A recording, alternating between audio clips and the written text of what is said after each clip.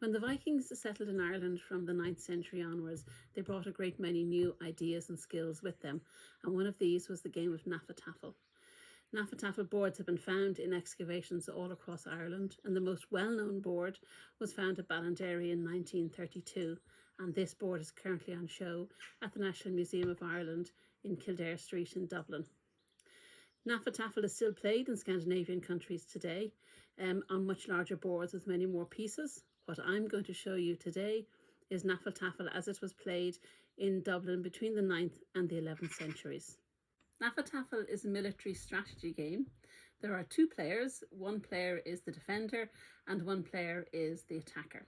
The set of Hnefatafl as I've made it involves a piece of cardboard with the board marked out on it, and the pieces I've made from beach finds.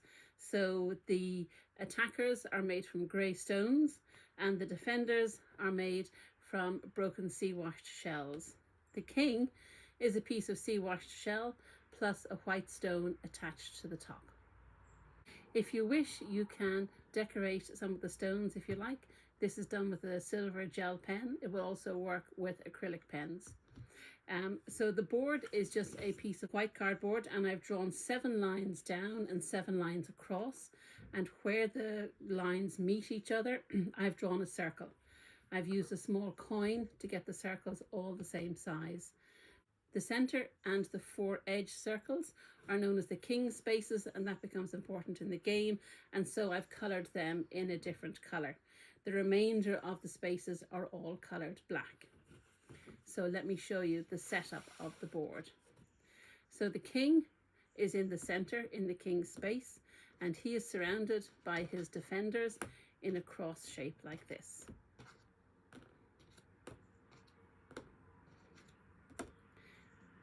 The attackers are placed 3 on each side of the board like this.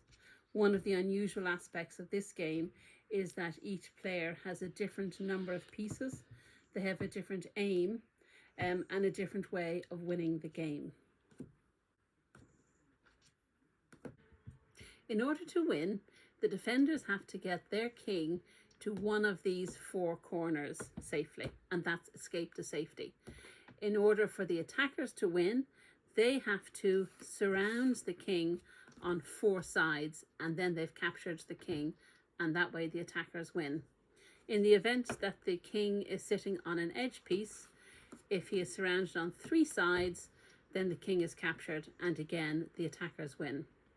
The importance of the 4 corners and the circle were marked very clearly in the Ballinderry board with circles around each of these important spaces.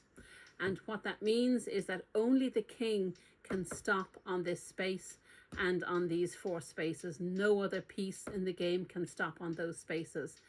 If a piece wants to move across this space, that's fine. You can move across it, but you cannot stop on this space.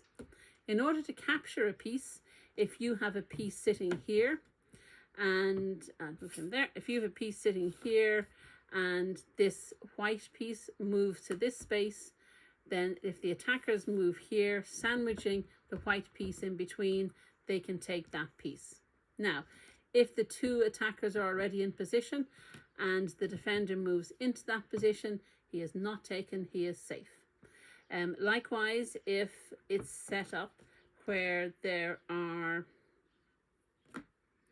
pieces like this, there's attackers, defenders, and then this attacker moves into that space, he can capture both of those pieces. Each player, when it's his turn, moves one piece in a straight line, and the attackers go first.